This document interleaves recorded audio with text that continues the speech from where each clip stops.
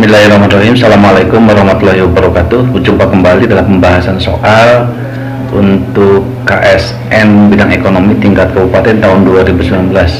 Kita lanjutkan pembahasan soal untuk nomor 6 sampai dengan nomor 10.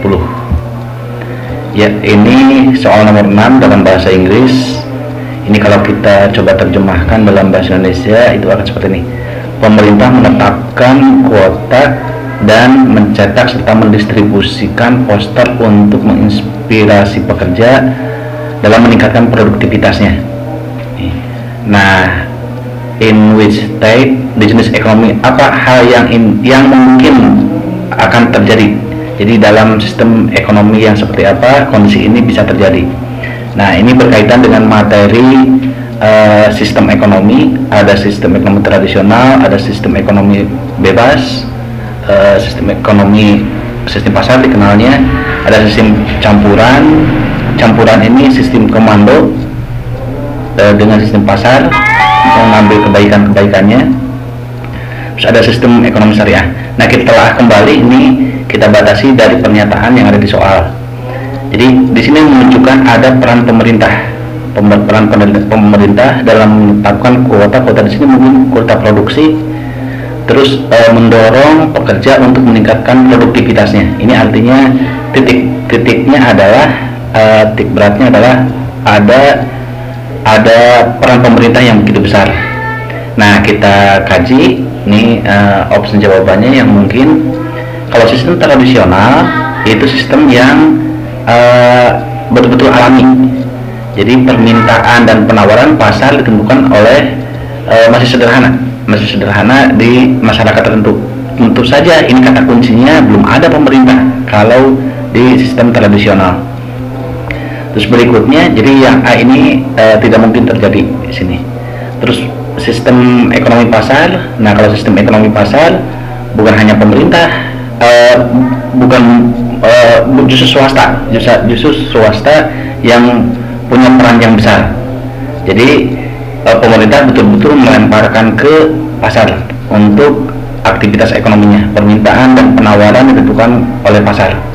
Jadi yang menentukan kuota produksi, yang mendorong produktivitas pekerja adalah swasta. Jadi yang B juga tidak mungkin terjadi ini. Coba bukan peran pemerintah tapi peran swasta kalau di sini pasar. Campuran. Nah, sebelum ke campuran di sini ada komen dulu. Nah, kalau sistem dari pemerintah, sistem ekonomi komando, sistem ekonomi. Ini maksudnya sistem ekonomi komando, ini sistem ekonomi yang dikendalikan oleh pemerintah. Nah, kalau yang sistem komando ini berarti peran pemerintahnya sangat besar. Jadi pemerintah lah yang menentukan berapa yang harus diproduksi, siapa saja yang harus memproduksinya. Terus tentu saja dia punya kepentingan untuk mendorong para pekerja untuk meningkatkan produktivitasnya. Nah, ini menunjukkan bahwa sistem ekonomi komando atau sistem ekonomi yang dikendalikan oleh pemerintah berarti ini yang menunjukkan bahwa pemerintah punya peranan. Ini yang paling mungkin nih. Nah, kalau mix system, itu artinya ada yang dikendalikan oleh swasta, ada yang dikendalikan oleh pemerintah. Tapi ini mengarah ke pemerintah soalnya.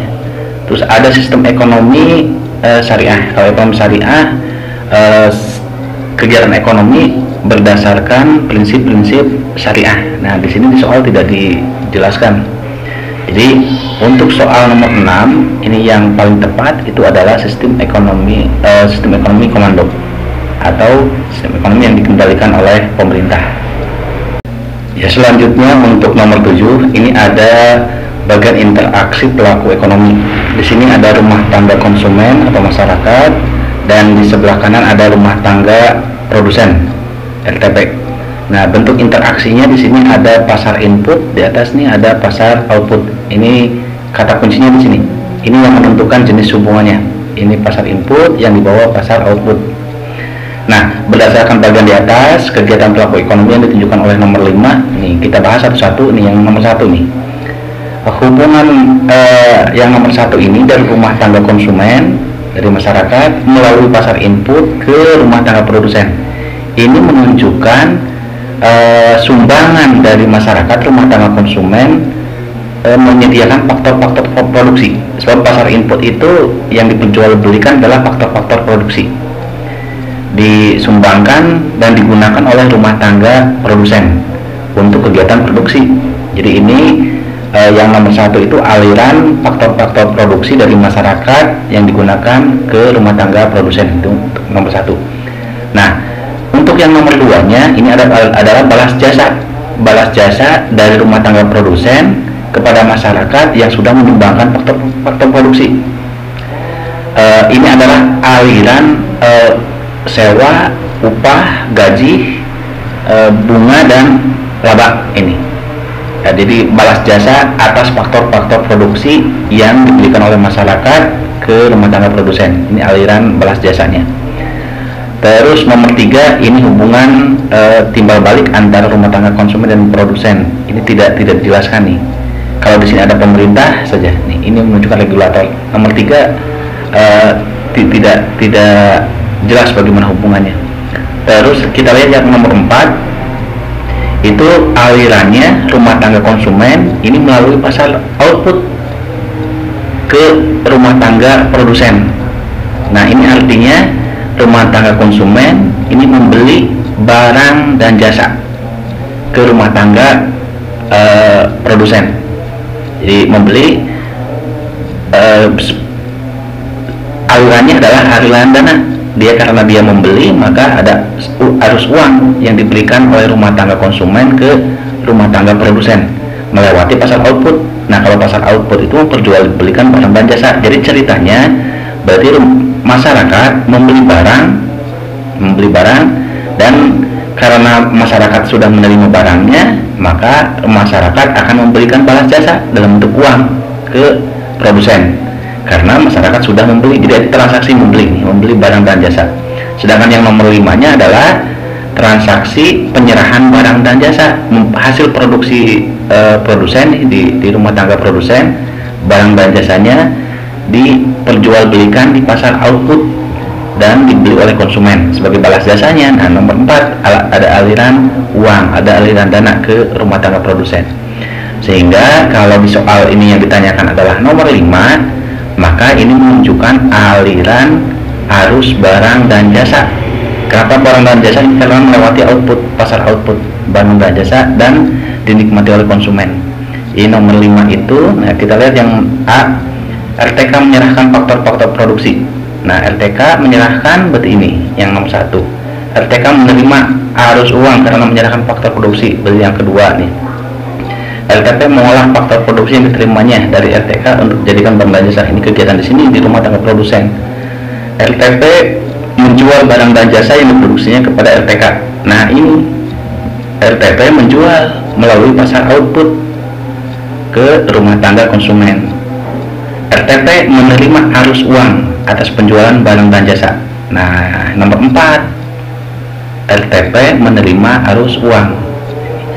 Jadi nomor 5 ini menunjukkan arus barang dan jasa yang dihasilkan oleh produsen ke konsumen melewati pasar output. Jadi jawaban yang nomor 7 yang paling tepat adalah D. RTP menjual barang dan jasa yang diproduksinya kepada RTK. Nah, yang ini kata kuncinya di sini melewati pasar output. Pasar output itu yang diperjualbelikannya barang dan jasa.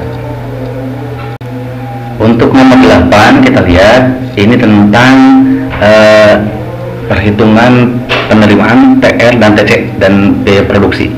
Yang ditanyakan adalah berapa produksi minimal yang harus dicapai, berapa Q-nya berarti untuk mencapai titik impas.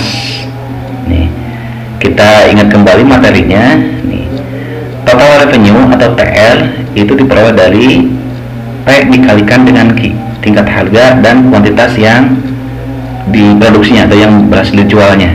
Nah, kalau dilihat di sini soal ini memproduksi sepatu mengeluarkan biaya tetap 2 juta dan biaya variabel 800.000. Apabila perusahaan menetapkan harga jual 1 juta, nah berarti P-nya diketahui 1 juta dan Q-nya lagi kita cari sekarang, berarti 1 juta Q. Jadi untuk sementara TR ini bisa diperoleh dari 1 juta Q seperti itu.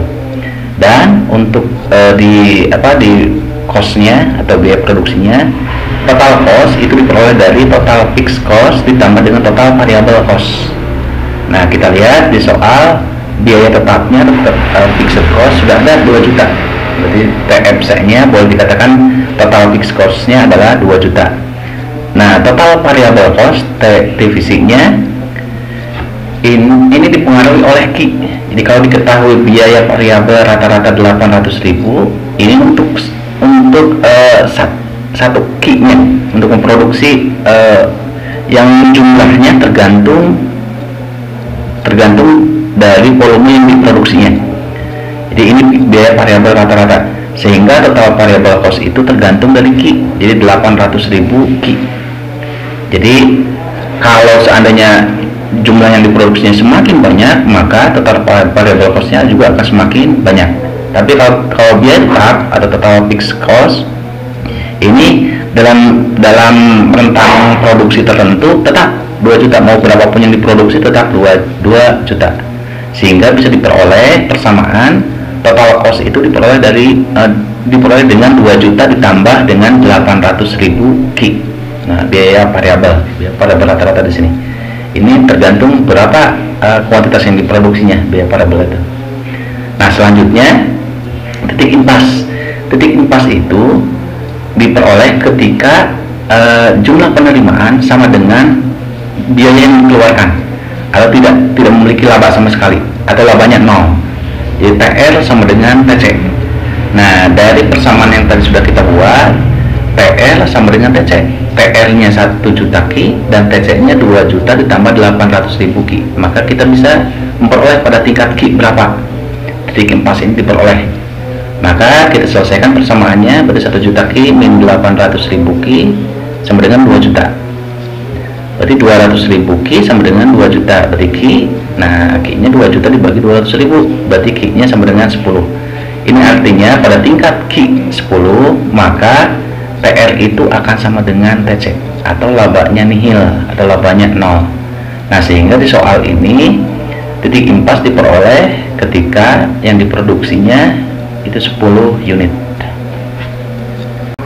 Untuk soal nomor 9, kita lihat ini dalam bentuk bahasa Inggris tentang jenis pasar monopolistik ini dibandingkan dengan pasar persaingan sempurna. Kalau diterjemahkan, bagaimana industri dalam pasar persaingan monopolistik mirip dengan industri dalam persaingan sempurna. Nah, kita ingat kembali materinya, pasar persaingan monopolistik dan persaingan sempurna itu sama-sama jumlah pembeli dan penjualnya sama. Tapi yang membedakan adalah produknya. Kalau di pasar persaingan sempurna itu produknya homogen, sama.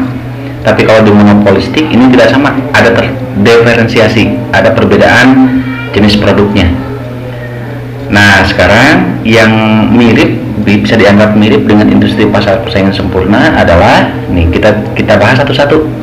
Yang A, produk yang terdiferensiasi diproduksi di kedua struktur pasar ini. Nah, yang terdiferensiasi itu hanya di pasar monopolistik, kalau di persaingan sempurna tidak. Berarti yang A itu pernyataan yang salah. Terus in long run, dalam jangka panjang industri di kedua struktur pasar memperoleh keuntungan ekonomi yang tinggi. Nah, justru pasar persaingan monopolistik dan pasar persaingan sempurna ini dalam jangka panjang itu secara ekonomi akan memperoleh laba yang normal, tidak masuk kriteria keuntungan ekonomi yang tinggi. Sebab kekuatan pembeli dan kekuatan penjualnya sama. Jadi persaingannya betul-betul antara pembeli dan penjual di sana. Terus berikutnya yang C industri di kedua struktur pasar adalah pencari harga dan bukan pengambil harga.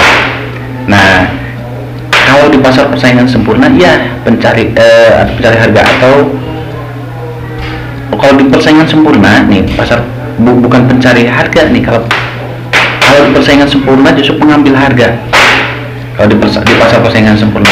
Tapi kalau di pasar monopolistik, karena dia barangnya berbeda-beda, maka bisa kemungkinan dia sebagai pencari harga.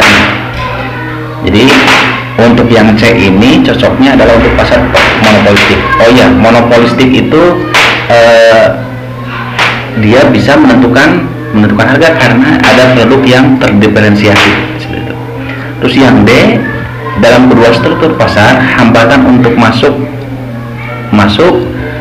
lemah atau tidak ada hambatan untuk masuknya.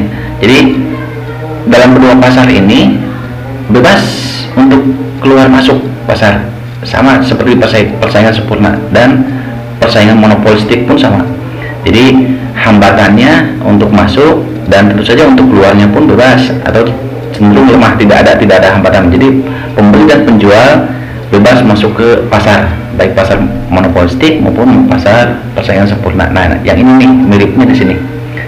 Kita coba industri di kedua struktur pasar hanya terdiri dari beberapa perusahaan. Justru banyak perusahaan kalau di pasar persaingan sempurna. Nah, di monopolistik ya ada beberapa perusahaan. Jenis produknya adalah terdiferensiasi.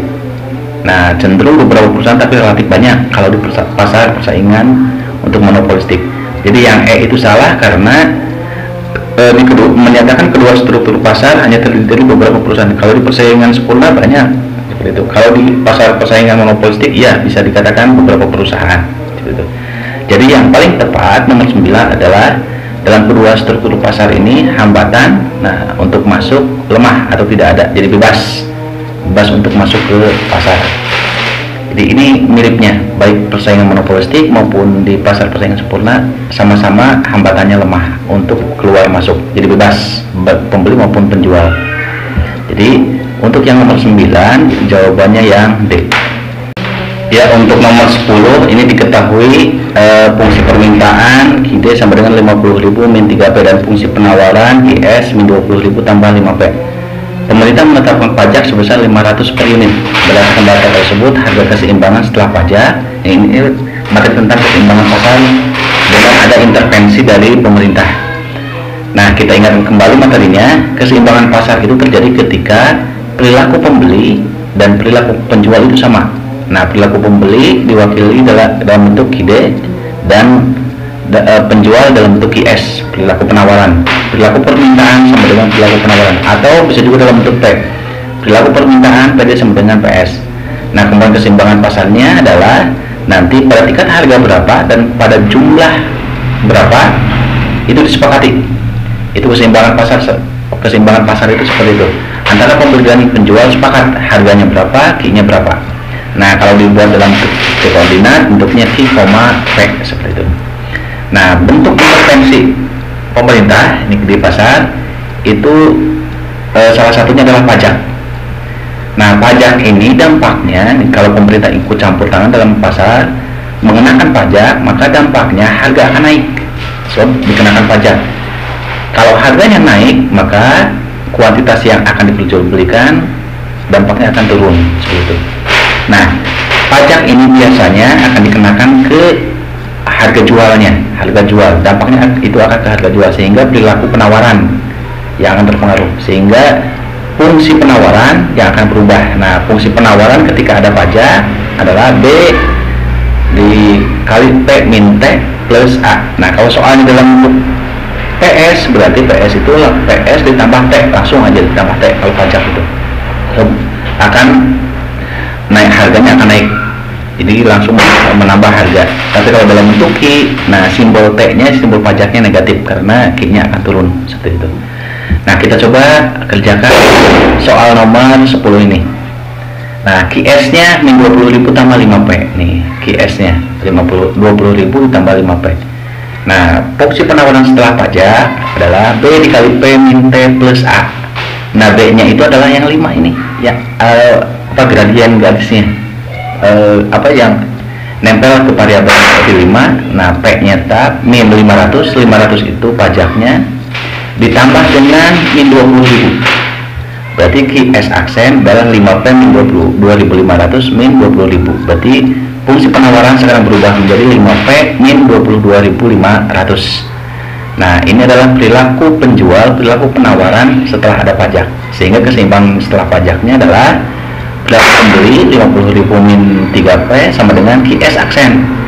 Fungsi penawaran setelah pajak 5P min 22.500. Ini kalau disederhanakan berarti diselesaikan persamaannya min 3P min 5P sama dengan min 22.500 min 50.000, berarti min 8P sama dengan min 72.500, berarti P sama dengan min 72.500 bagi min 8, berarti P nya adalah 9.062,5 rupiah atau satuan uang. Nah ini P nya, tapi kita coba sekarang berapa kuantitas yang keseimbangannya setelah ada pajak. Nah P yang kita peroleh kita substitusikan boleh ke QD atau ke QS aksen. Oh ini salah, seharusnya QS aksen. Misal kita substitusikan ke QD, QD nya adalah 50.000 min 3P. Nah P nya dimasukkan 9.062,5, berarti QD 950.000 dikurangi 2.787,5, berarti QD nya adalah 22.812,5, sehingga keseimbangan pasar setelah pajak terjadi pada harga 9.062,5 dan kuantitasnya 22.812,5. Kalau dibuat dalam bentuk koordinat berarti Q, P. Nah Q dulu, di sini P nya 9.062. Nah kalau di soal ternyata yang ditanyakannya adalah harga keseimbangan. Nah kalau yang ditanyakan harga keseimbangan yang tepat adalah yang B, yang ini. Ya demikian pembahasan soal KSM tingkat kabupaten untuk bidang ekonomi nomor 6 sampai dengan nomor 10. Terima kasih atas perhatiannya. Assalamualaikum warahmatullahi wabarakatuh.